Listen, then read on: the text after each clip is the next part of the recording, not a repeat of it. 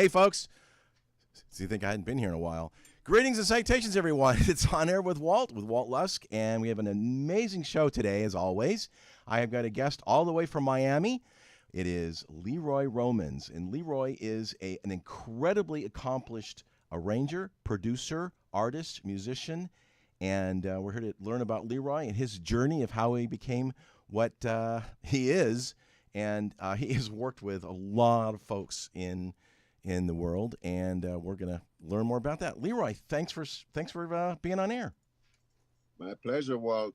How are you doing today? I'm doing fabulous, and you look terrific as always.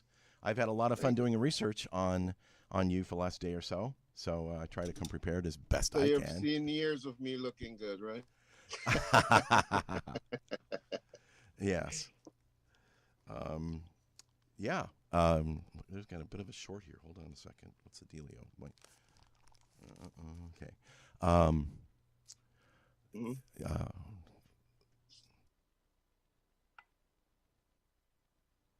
So you want me to introduce myself? Go for it. Tell a little bit about yourself real quick. All right. Well, I have, apart from obviously being born into this world and having a wonderful life in music, I, it's been a really great journey growing up and being able to, not solely be living on the surface of things, but being more of an observer. As a child, I wasn't allowed to really say much as a young seer, because in Jamaica there's I'm Jamaican, by the way. Yes, I know you were originated from Jamaica and made it to Barbados pretty quick. Mm-hmm. So as a child, I wasn't able to vocalize much of what I see or try to help with anything, because in the Jamaican culture, a child should know its place and just be quiet around the adults, right? I guess the old lines, children should be seen and not heard, unfortunately. The old school way. Yeah. And so that made me even more of an observer, and I got used to that. And it's actually a great thing to just observe and listen and learn, and so I regret nothing of the challenges of my past up until now, and I'm still not in regret of anything, so that's to say this, that I'm thankful. I learned a long time ago about regrets. Many times we regret the things we do not do way more than the things we do. Absolutely. And I think that's true for a lot of us. Absolutely. And I've regretted, not going after, some things. Like I really felt this way as a teenager for a certain girl, and I wanted to, but I was chicken. And I never got it. I think all of us guys have done that. I still do it now. So I think some things never change. Yeah. Well, if you let it sit for long, it's gonna be like a part of you, right? Yep. So that's it for the personal side. I've had two wives. And I'm really, really happy where I'm at right now in my life, and that it's just between me and my son, and he's a musician as well, so we're coming up. Of course he is.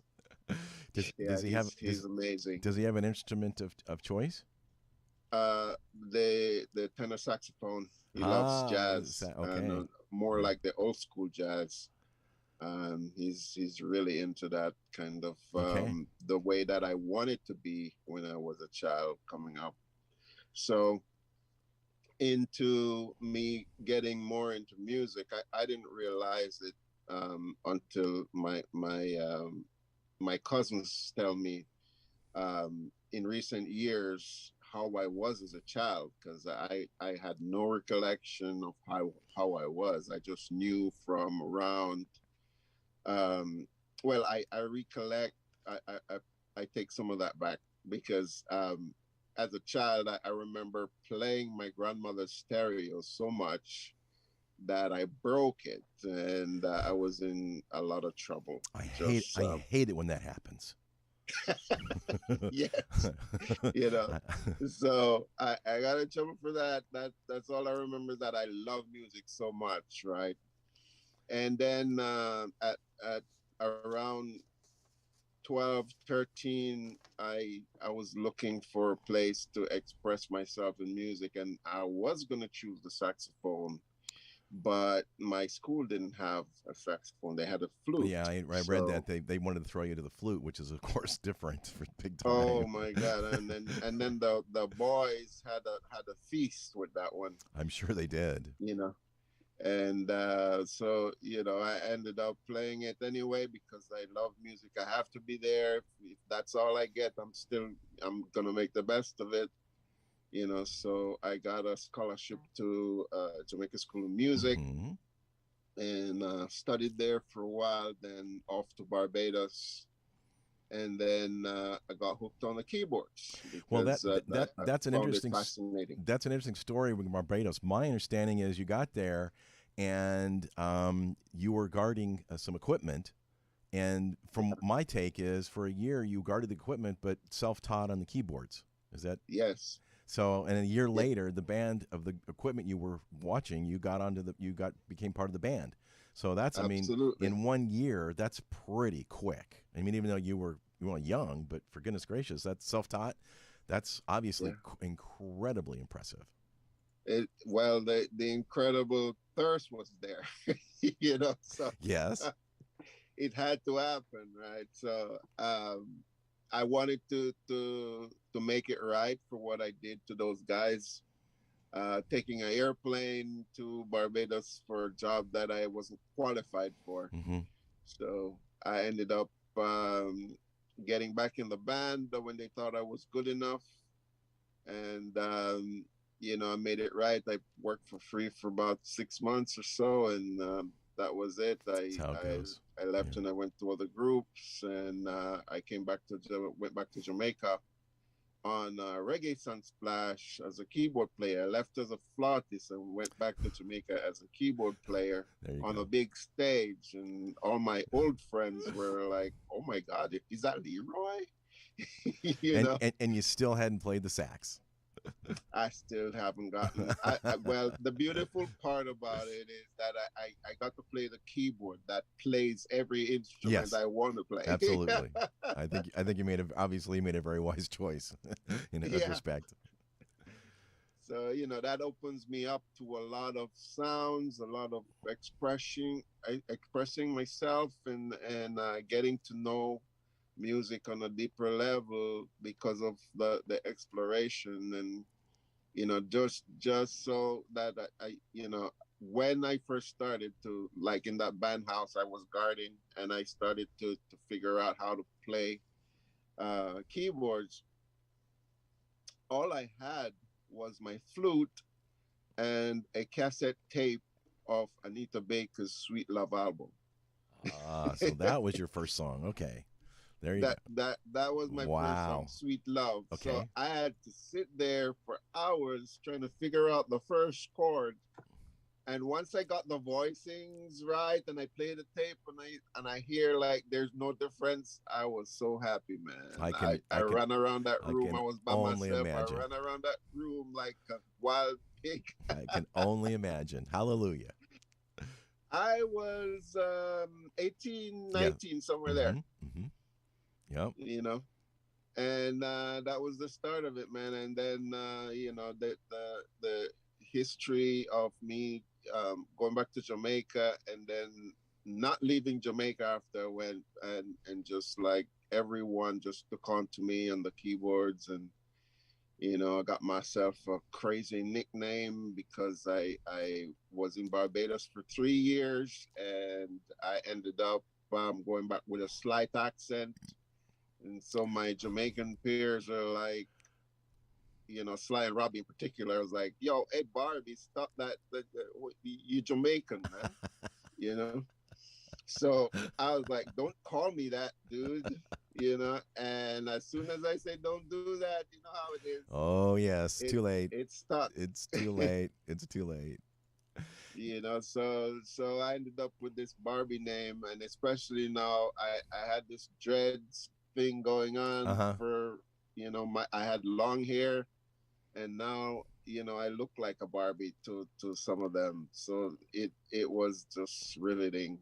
Well, So from a white guy, after a while I from got a rid of white the guy across the locks. from a white guy across the country, I don't think so. But what do I know? Well, not anymore, right? No. Um, No. not anymore. I was a skinny dude with long hair and kind of handsome to the girls. So that was another set of jealousy, made them even more crazy about the name.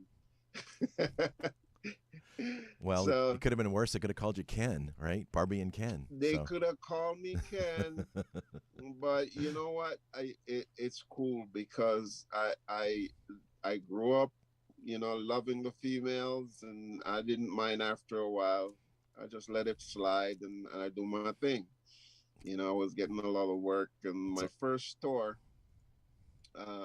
was Maxi Priest, and after that, I ended up with was it Third World? No, the Whalers. After that, right, you mentioned the Whalers. But and before we go down, I want to interrupt you real quick. Before we go down that road, I want to ask you one question to get started. Is you believe that music is a universal language? it is. As humans, communication is an important part of our lives. Music is streamed around the globe with virtually no limits of distribution. So, how did you come up with the fact that, and I agree with you, but I just want your take on how is music, and for you, how is music the universal language? Well, good question. So, from my own experience, for about 30 plus years now, 32 years now, I got the understanding that it is not just a language. It's really deeper than that. It's a Oh, reflection absolutely. of human experience, right? And everything that we are, and everything that we hope to be, can be expressed um, in a deep way through music and frequencies. So combining every kind of sound you can make.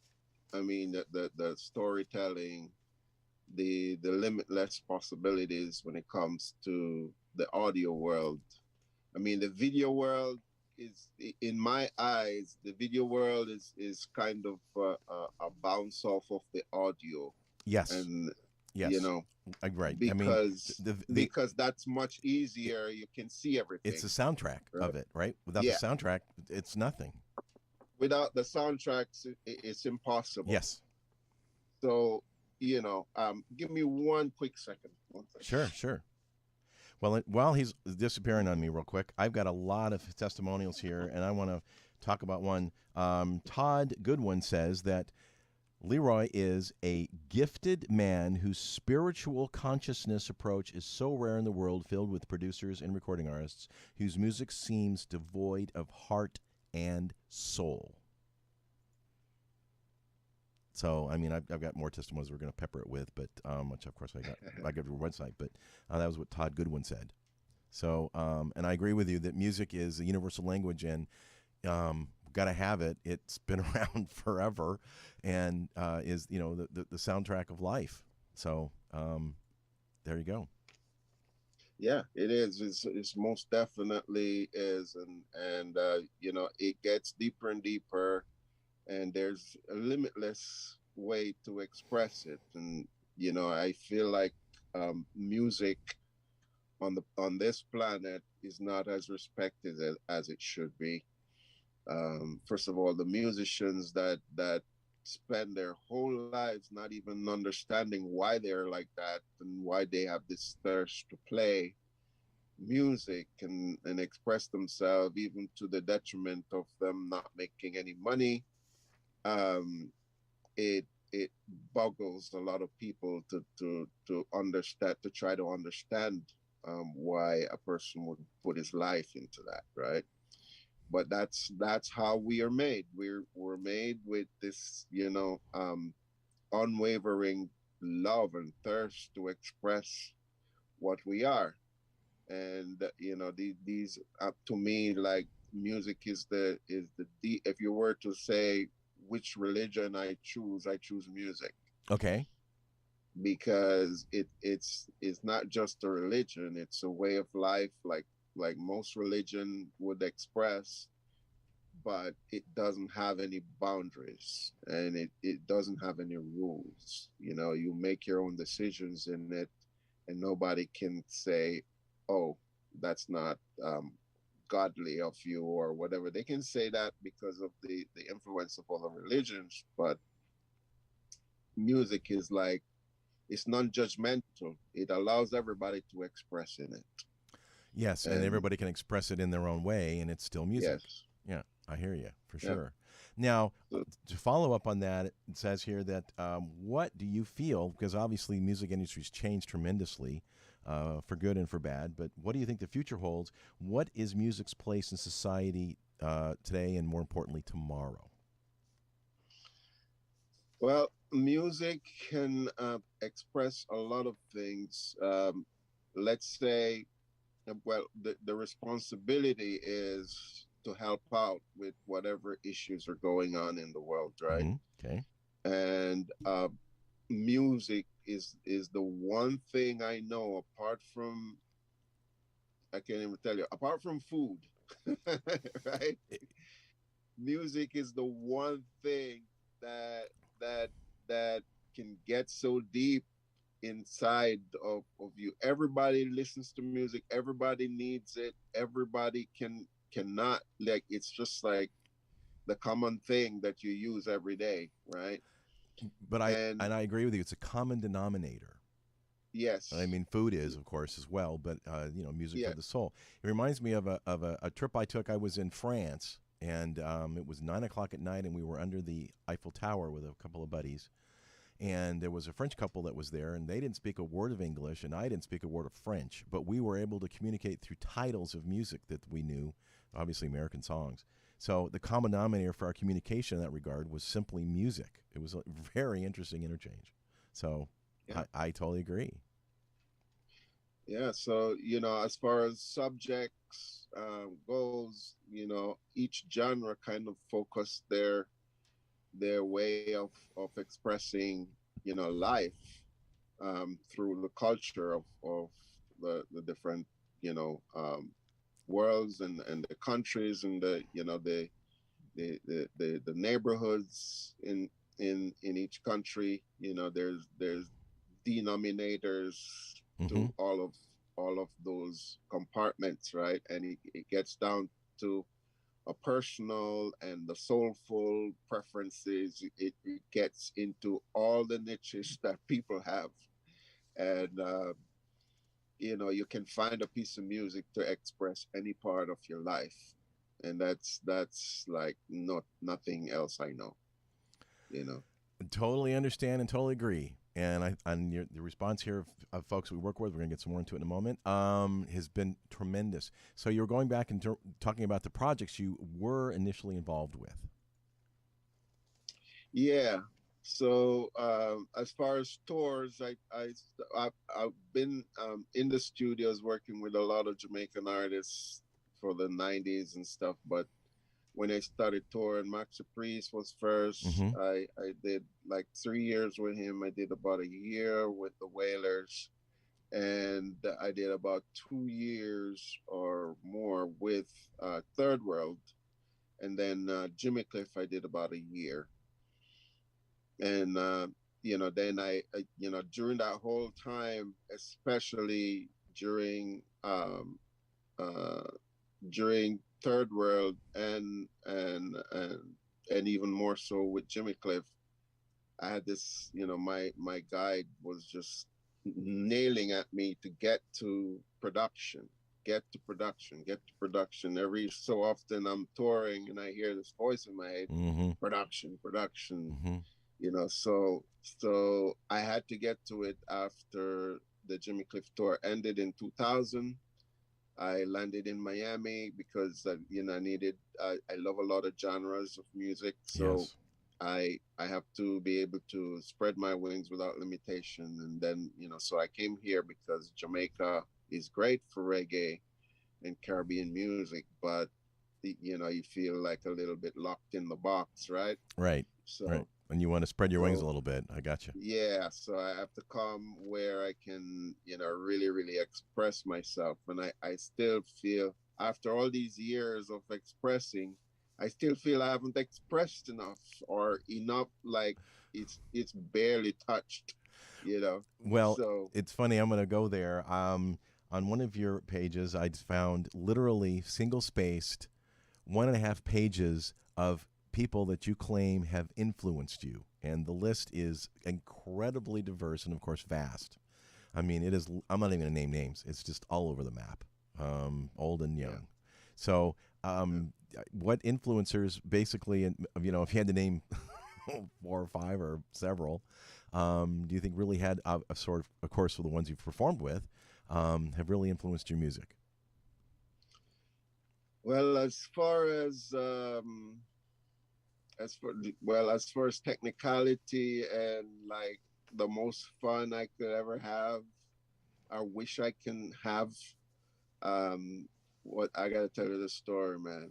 Sure. When I was in Jamaica School of Music, my flute teacher um, became a very good friend after my mom kicked me out at 18, and so I was staying at her house temporarily, and during that time she played me some music that I've never heard in my life. Up until that Mm-hmm. point, I was solely a classical flautist, and I was just listening to reggae and calypso and sacred, Christian music on Sundays and Right. Otis Redding and all this stuff. I I know nothing about this incredible. I heard jazz, but I never heard jazz like this from the Brecker Brothers. And when she played me that record, that album of the Brecker Brothers, I was floored, man. My whole body changed. I was like, whoa, what is that? I want to play just like that. And then she played me Weather Report, Right. and I was again blown away. And come to realize it now, I have a group called Alien Brothers with the percussionists from that group. And I knew this guy before I even realized that he was from um, that band. So incredible how the universe works, right? It certainly is. It certainly is.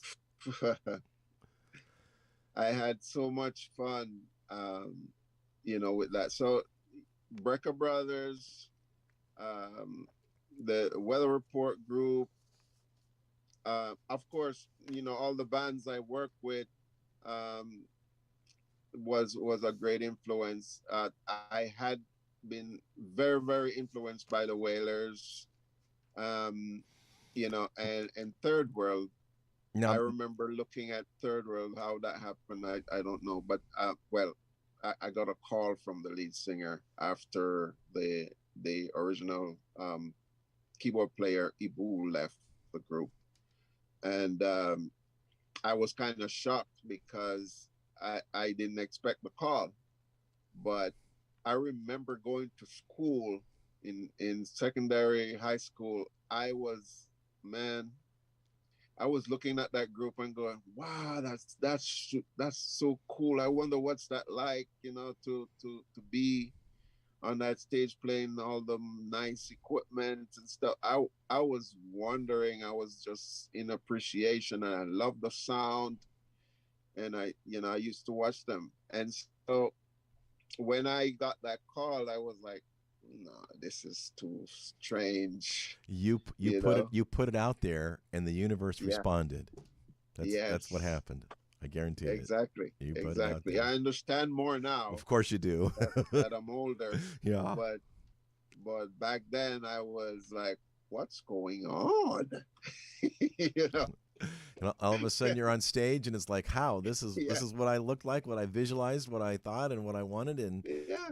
bam. Before all of this awareness came about, I was experiencing it. And I was like, even as a child, I was like, everything is connected. I was telling my grown-ups, all the people around me, kids, everybody, because I felt it, and I felt like everything was connected, and I kept saying it as a teenager, and now everybody can see it. I don't know if, yes, I'm a part of the manifestation, but it was always so to begin with before I even came here. You were just ahead of your time. You were ahead of your own time. Well, I've been told that several times, but let's lay that to rest. I'll throw my hat in the ring then. I've been called so many names. I like the boost for a while, but it's best for me to stay in the center of my being and not get too hyper with my ego or too ignorant with it either. And so the best place to be with anything in life is just in the middle, where you're happy and you're contented and you can see everything and you can take care of anything, either whether it be challenges or goodwill or celebration. If you stay calm, you get more out of life. I agree. If you're calm, you're more able to be a little more focused, to absorb what's going around, as opposed to being frantic and going around. I've got one here for a testimonial. This is and we're going to play her song. This is Yanelisa, and she says is more than a producer. You are a music angel. He puts his heart and into the music work, and of course his soul as well. So there you go. There's a music angel for you. And this, so if we want, we can play her song, just to break it up a little bit. Yes. And now this was a big song, or number one in Venezuela. And you want to tell us a little bit about it before we fire it up? Well, when I was getting her ready to produce her, I kind of said, look, you need to tell a true story, because if it's your story, you're gonna sing it with more meaning. Mm-hmm. And so at the time, she was going through a horrible breakup, and the breakup has actually happened, and she was still fresh in it. And so I just said, why don't you write and express yourself about this? And she did the song, Distinto, because her relationship was different, and it was that she wasn't allowed to be with who she wanted to be because of family and religion and all that stuff. So it was a depressing time, but she championed that with the song. So this is a very, very beautiful track called Distinto. So we're going to play this Distinto, and it's by Yanelisa, produced by none other than Leroy Romans.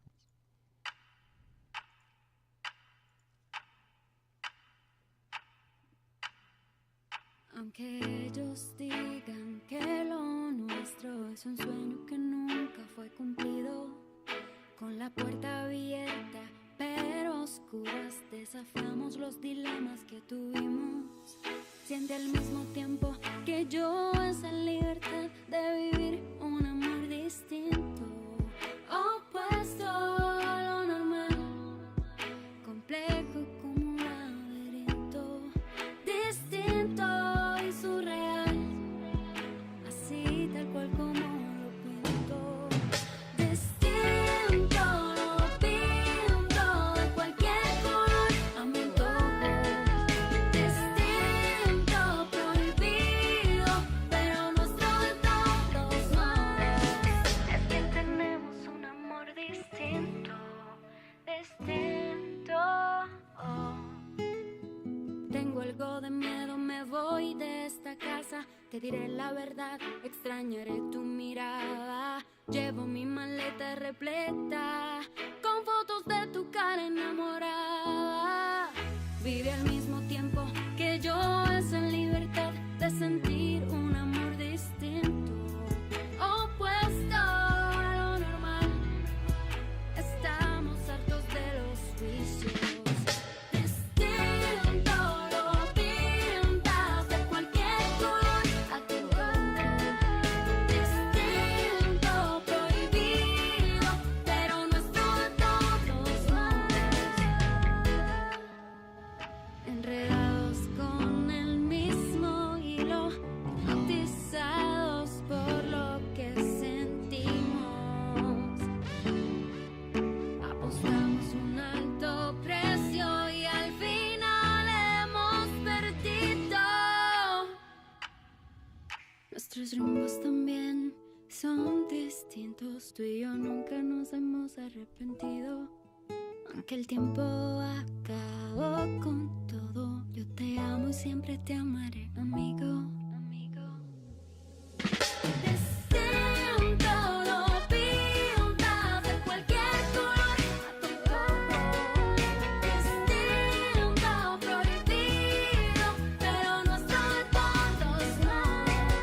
Porque hemos hecho lo que hemos querido. Distinto, a pesar que no ha sido permitido. Distinto. Distinto, lo pinto de cualquier color a mi antojo. Distinto, prohibido, pero nuestro de todos modos. Es que tenemos un amor distinto, distinto.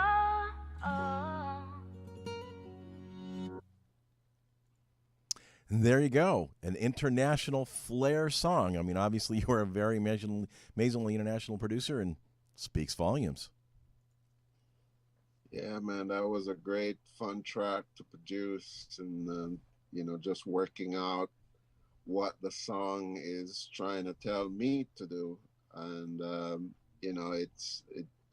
I've learned to just listen to the energy of the music, and not put myself in it as much anymore, because my mind can only do so much, but the higher mind is limitless, right? So That is correct.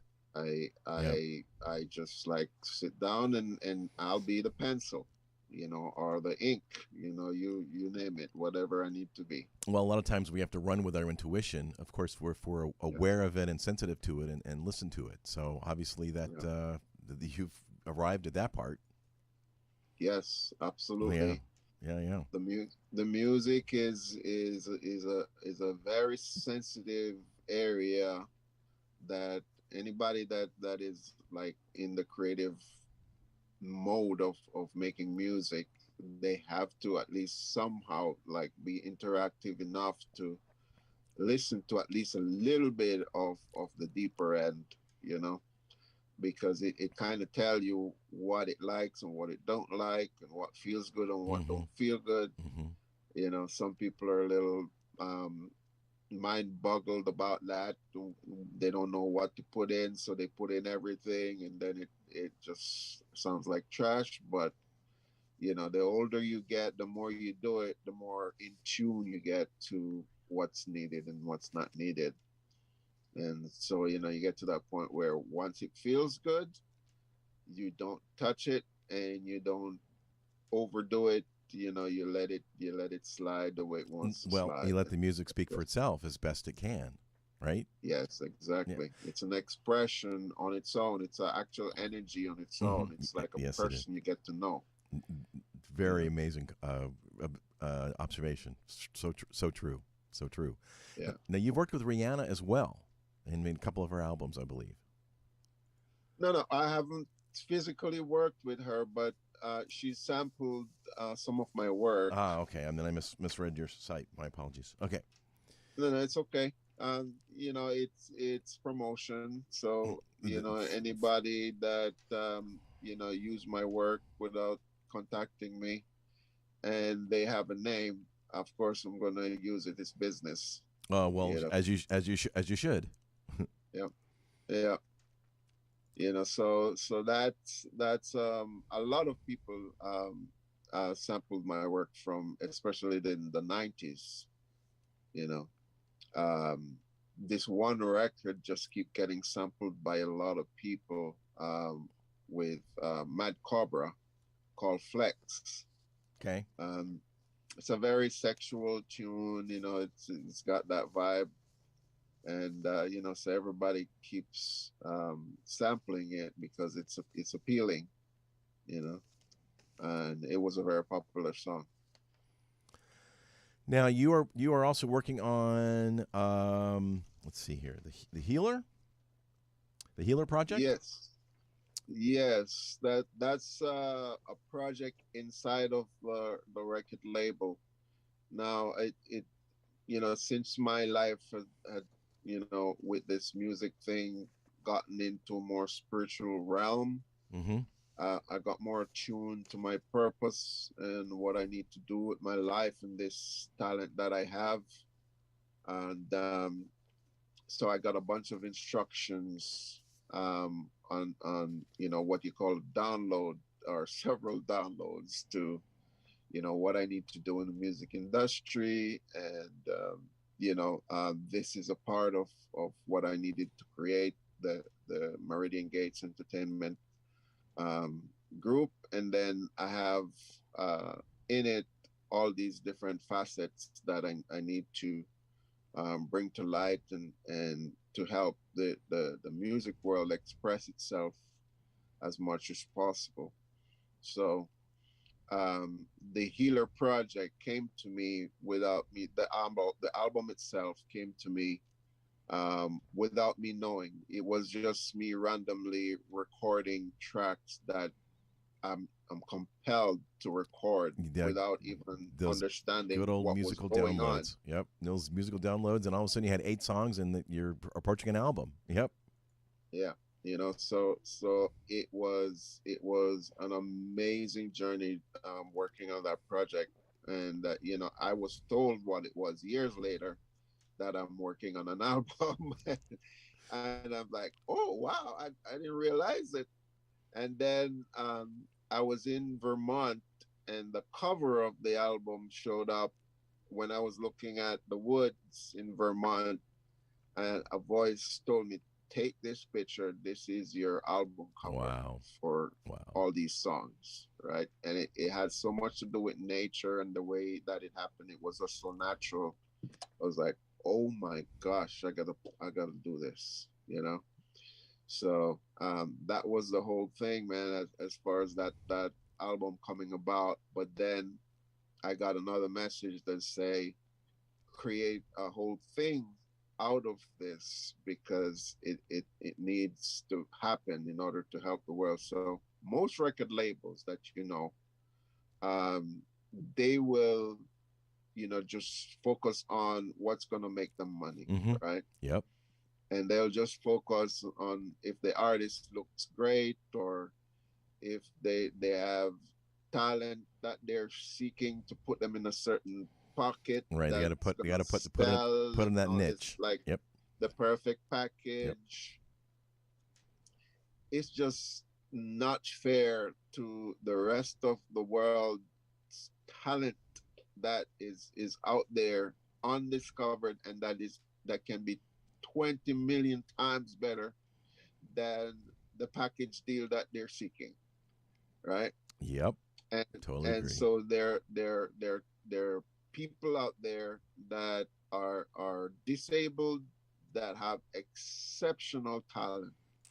So this is a part of what the label is about, is to include everybody with an amazing talent that without limitations on anything. It could be you have one leg, or no arms, or or no limbs at all, or it doesn't really matter. You could be even 100 and you have some talent. Yep. I don't really care. I was told not to have any rules about that, right? So I'm following my guides and I'm following God's direction on making this thing happen. I feel like I've just started and I have 1,000 years to go. Right. You know? You just scratch the surface. Now, Yes. I've got the song I'd want to play because I think it's an amazing. I don't know. The word "delicate" comes to mind. I don't know if that works for you, but the title track "Healer." Can you tell us a little bit about how the song came about? Oh, wow. Yeah. That that was one of the first tracks that came on the piano. So I was literally unconscious on mostly all of those tracks when they initially came, Wow. right? Wow. It's an energy that takes you. I felt like this, thing that takes over Mm-hmm. my torso area here, Mm-hmm. and it just feels weird. It's like never happened before in my life, and I just heard strongly that I need to play and record what's gonna be coming out of me, right? So I got the studio ready and I started recording. And man, during that whole time, I had no recollection. I still, to this day, haven't gone back and figure out what I played, right?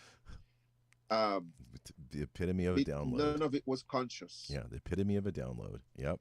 Yep. Yeah. So I was my experience while I was playing it was that I'm sitting in a chair, in a moving chair, and I was heading towards the gates of heaven, and there was this white light, and I was so engulfed with the experience, I had no idea how I got through playing while that was happening, you know. So when the song was done, I was in the gate and God held his hands out for a hug, and that's how it happened. Oh my That's goodness. all I know. Oh my goodness. Thank goodness the I recorder was swear, on. I'm telling you the truth. I'm No, swearing. I totally believe you. So It's with that wow. introduction, we got to play the song title track "Healer," Yeah, Leroy Romans. thank you.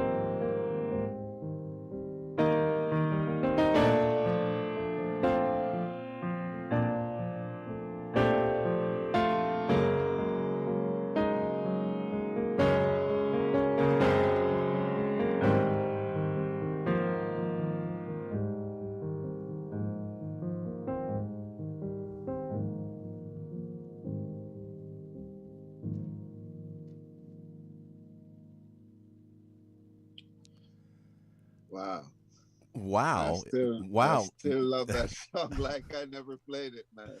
Wow is right. That's just absolutely beautiful. Just beautiful. Yeah. Thank you.